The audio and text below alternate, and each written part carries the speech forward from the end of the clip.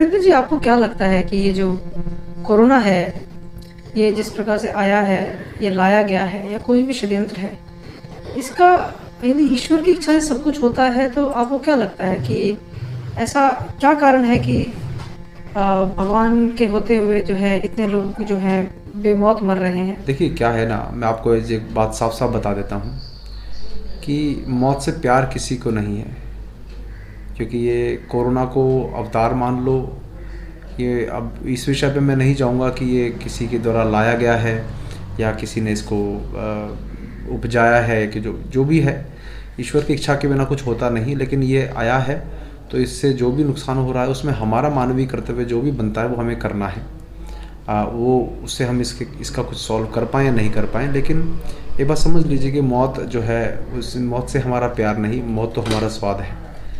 अब बकरे का, पाए का, तीतर का, मुर्गे का, हलाल का, बिना हलाल का, और ताज़ा बच्चे का, या भुना हुआ, छोटी मछली, बड़ी मछली, आप अगर देखोगे तो ये आँच पे सिका हुआ या कुछ भी ऐसा हो, तो न जाने कितने ही बल्कि अनगिनत स्वाद हैं आज मौत के।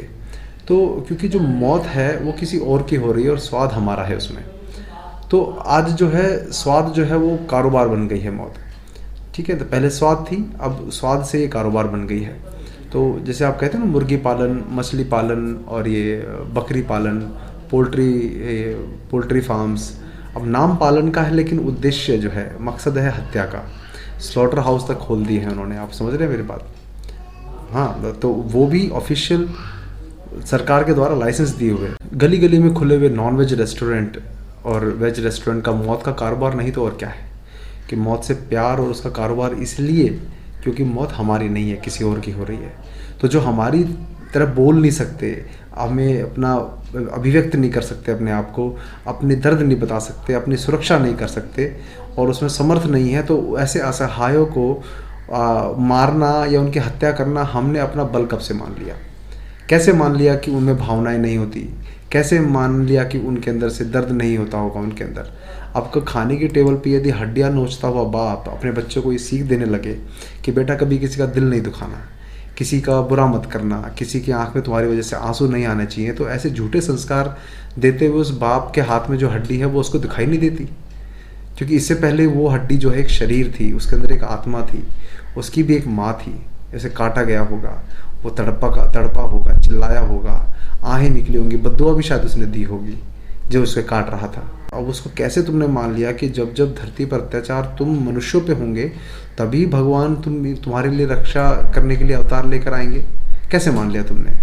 क्या ये जो जानवर बेचारे जो कट रहे हैं, क्या ये उस ईश्वर की, भगवान की संतान नहीं है?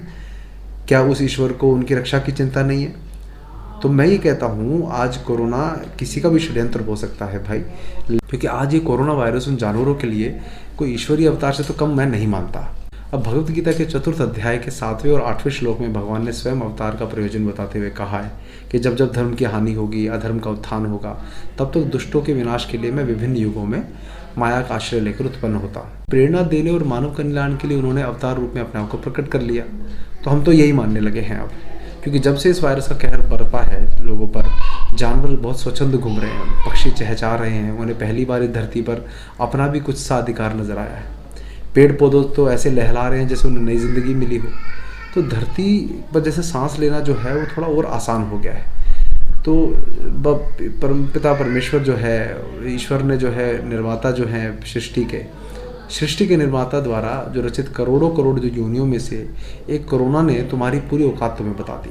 समझ पा रहे हैं आप? देखो ना आप क्या हो रहा है, घर में घुस के मार रहा है तुम्हें, तुम जो है कुछ नहीं बिगाड़ सकते उसका। घंटियाँ बजा रहे हो, दिए जला रहे हो, इबादत या प्रेयर या भीख मांग रहे हो, हमें बचा लो, हमें बचा लो।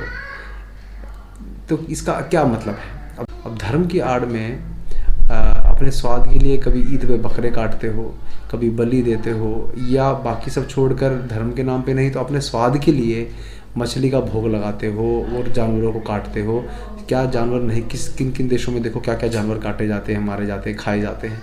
हर चलती चीज़ को खाने का योग्य समझने वाले देश भी इस दुनिया में हैं। नहीं, कभी सोचा आपने कि ईश्वर का स्वाद क्या होता है? ईश्वर क्या खाता है? क्या है उनका भोजन? ये जो आप खा रहे हो भोजन हो सकता है, जब उनके लिए उपयुक्त नहीं तो आपके लिए कैसे उपयुक्त हो गया? किसे ठग रहे हो? भगवान को, अल्लाह को, गॉड को, खुद को? तुमने तो उसे सिर्फ एक उसमें भी बंटवारे तुमने कर डाले, तुम इंसान ने, तुम्हारे बस की तो उसको भी एक मानकर रहने के औकात नहीं रही, उसको भी तुमने बांट दिया। मंगलवार को नॉनवेज नहीं खाता, आज शनिवार इसलिए नहीं खाता, अभी रोज़े चल रहे हैं, नवरात्रों में नहीं खाता, नवरात्रों में तो बिल्कुल नहीं खाता, झूठ पे झूठ, झूठ पे झूठ, झूठ पे झूठ। और फिर कुतर्क सुनो कि सब्जियों में भी जान होती है। अरे सब्जियों में भी जान होती है तो इसका मतलब क्या हुआ? सब्जियां काटते हैं चिल्लाती है क्या? सब्जियां काटते हैं तो वो उनको दर्द होता है क्या? खून बहता है क्या उनका? और कम हिंसा जो है, कुछ तो खाओगे, फल खाओगे या मांसाहार करोगे तो सब्जियों और फलों में जान होती है, इसलिए तुम किसी जानवर को जो है जिसका जीवन समाप्त कर दोगे। ये कहाँ का लॉजिक है? समझ नहीं आया मुझे। मतलब यदि सब्जियों में जान होती है तो फल सब्जियों में उसकी वजह से तो तुम किसी जानवर को काट के खा जाओगे। तो मैं कहता हूँ कम हिंसा जिसमें वो खाओ ना।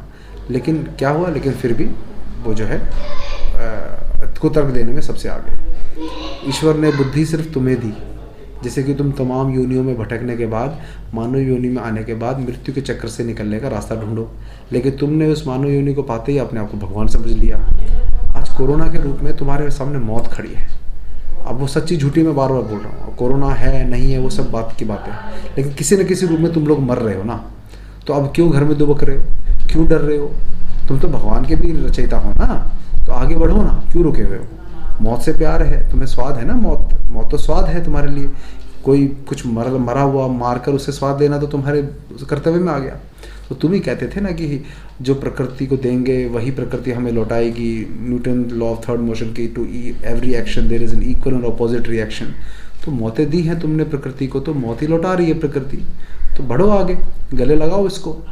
तो ये ईश्वर का संकेत है कि प्रकृति के साथ रहो, प्रकृति के होकर रहो, वरना ये ईश्वर अपनी ही बनाई कई योनियों को धरती से हमेशा के लिए विलुप्त कर चुके हैं कई बार, उन्हें एक क्षण भी नहीं लगेगा। तो इस बात पे चिंता नहीं, चिंतन करो। तो अब ये जब कोरोना या पुरोना जो भी आकर जाएगा नहीं जाएगा, लेकिन अपने कर्म आज से ही सुधारना शुरू कर दो। मैं ये आपको कहना चाहता हूँ, ये आप सब तक ये बात पहुँचाइए। तो ये बड़ी बात है, ये करना हमें ये सब करना पड़ेगा, नहीं तो हम कोरोना को जो है एक ईश्वरीय संकेत मानकर भी हम लोग अपने जीवन में सुधार करना शुरू करें।